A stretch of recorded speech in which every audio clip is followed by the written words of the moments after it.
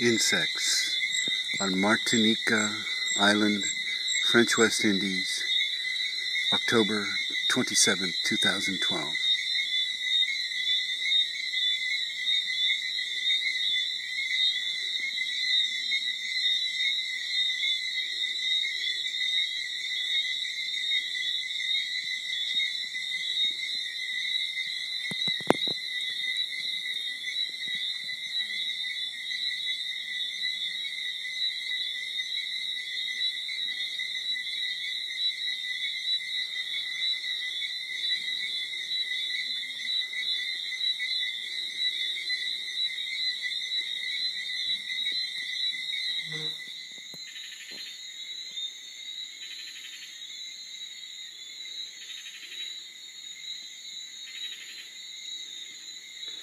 Hello everyone, this is Chrism, and I'd like to invite you to another conversation about your Kundalini awakening experience. Right now, you're hearing the golden hour jungle noise on the island, on an island in the French West Indies. Martinique is the name of the island.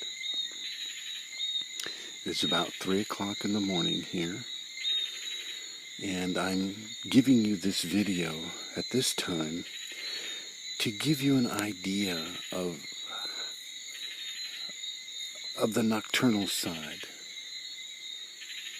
of the Kundalini, the dark side. And I'm going to let you listen to this for a little while here.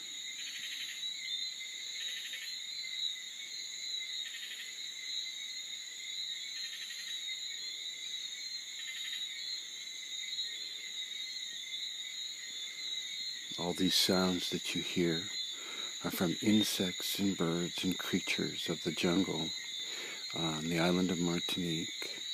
And this is to illustrate for you that Kundalini is a 24-hour, 7-day-a-week process. Even when you go to sleep, the life force is hard at work, changing you, refining you, and bringing you closer and closer to your own divine nature.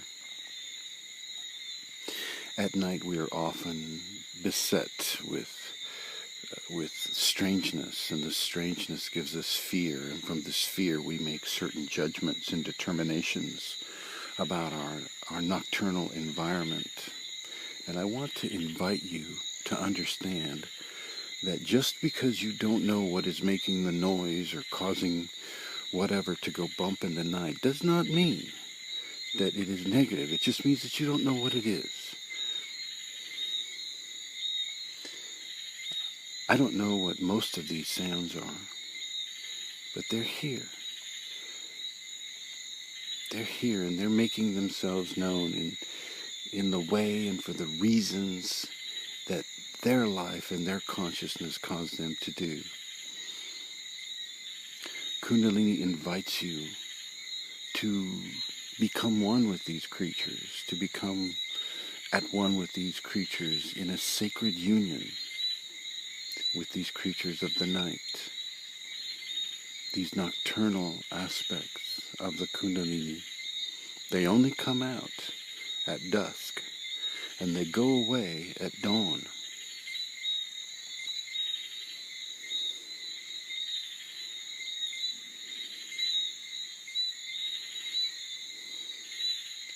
They are not to be feared.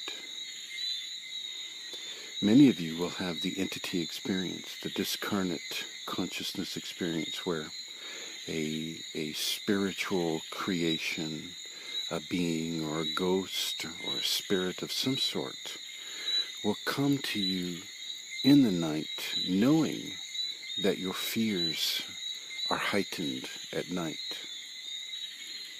And I just want you to know that nighttime is not bad. The darkness, the lack of light, is not bad. It's part of the duality of life that we live, and Kundalini will teach us to embrace this. This does not mean that you become, an unethical person, or you start doing hurtful things for other people. That's not that kind of darkness that I'm talking about. It's the darkness where the creatures of the night come out and have their moment of expression in the environment that they're most comfortable in. It's the kind of darkness where the seed is covered by the soil and allowed to germinate in the womb of the Shakti earth. This is the kind of darkness I'm referring to here.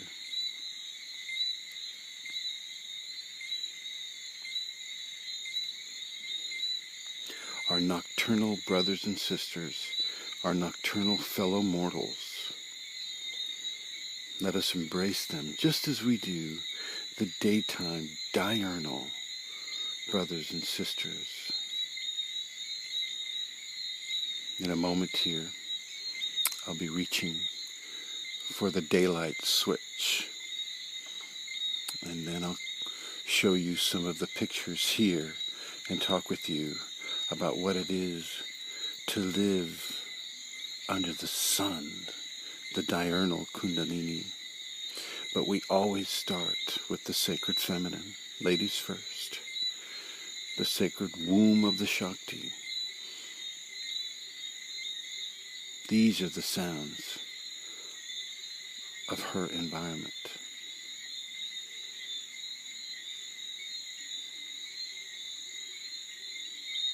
Now I'm going to look for that daylight switch.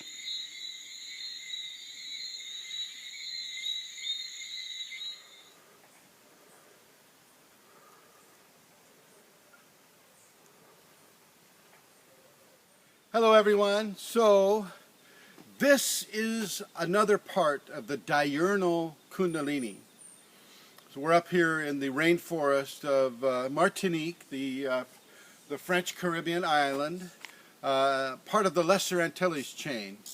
Anyway, as you look behind me, you can see that it's just dense jungle. Even a machete would be hard to get through that jungle. Well, at night,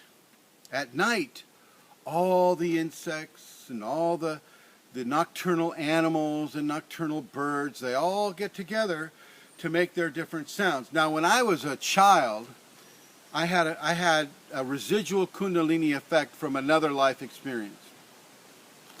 This is the kind of sound that I would hear, what you saw in the first nocturnal part of the video. This is what I would hear every night before I went to sleep. This is also what you might hear as a newly awakened Kundalini individual. The Kundalini begins to soften the divide between the two realities, the spiritual reality and the physical reality. And so as that divide is softened, all the creatures that are of the spiritual astral areas and your heightened senses become closer and closer together till they touch. And you can hear them, and you can see them, and you can even participate with them. Now, I won't suggest that you participate with the spiritual entities or the spiritual creatures. If you want a visual reference of this, I will suggest that you go to Alex Gray's paintings. And in some of his paintings, such as the one, forgive me, I don't know the name of the painting, but there's one where a person is on their hands and knees and they're in devotion. Well, you'll see that on the earth that their hands and knees are upon are all these little creatures, and they're creatures that have a permutation of like an insect body and a human head, or a human head and an insect, or a bird body, that type of a thing, different permutations. And this is accurately what you will see within the different spiritual folds of creation as you, as a five-sense person, begin to come in contact with those astral creatures. They will sound often like what you hear in the jungle. You'll hear whooping and chirping and almost things like a howler monkey would make, and all the different permutations of what you heard earlier in this video when I was videoing at the golden hour, the 3 o'clock in the morning hour. At this time, I would like to thank Magali for arranging for us to be able to make this video here in the French West Indies island of Martinique. And so everybody, you know, who is watching this, you know, as you watch, know that the reason I'm here is because of her. And so a great debt of gratitude from us all to Magali, who is actually holding the camera right now. So thank you, Magali. As we continue our exploration of diurnal Kundalini, I want you to understand that in this tropical environment, in this area that is closer to the equator than any of the lands of the United States or Europe or in other areas, you know, southern South America, the life force is very strong. And when I say life force, I mean the prana. The prana in the air, the energetic particulate of the spiritual realm that nourishes us and feeds us and connects, you know, with our sacred feminine, that which resides at the base of our spine to form the sacred circuit completed, like that. It's very strong here. Very, very strong. If you're able to make it down to any of these Caribbean islands and get into an environment like this where you can feel the energy coming upon you. And it's not just the heat.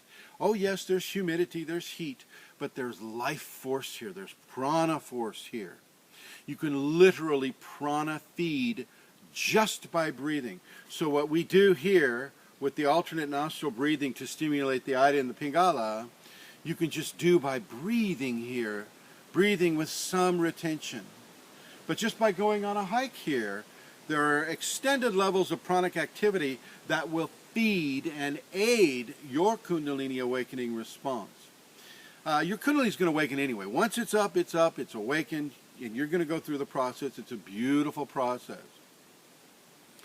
Within the diurnal aspect, it's easier to process than it is in the nocturnal.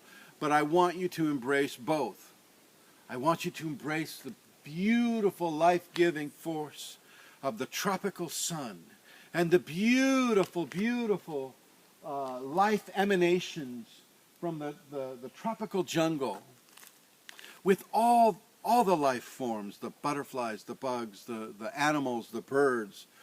All of them add into this beautiful, beautiful mixture of life force prana that you can partake of here. In the nocturnal, I want you to do the same exact thing. You may not be able to see them, but you will feel and hear them and smell them. And your Kundalini will reach out to them just the same way as it happens in the daytime or the diurnal time periods. Okay? These are things that I want you to understand because, as I said during the nocturnal conversation, it's not about good or bad. It's about the joining of the opposites, the one that becomes two and the two that become one. This is what we're talking about within a Kundalini context. Your moral and ethical responsibility will always remain the same. You will always go towards love. You will always go towards service of love, giving of love, understanding of love between yourself and your fellow human, but also your fellow environment, the environment here. This is an aspect of the sacred feminine just as much as the Kundalini at the base of your spine. So respect her. Respect the sacred male. Understand that it takes the sun for the plants to grow, and it takes the soil for the plants to grow, just the same way that it takes the sacred feminine coming up and the sacred male coming down to form that bond of Kundalini within yourself. Don't be afraid at all. Begin to understand. Thanks for watching.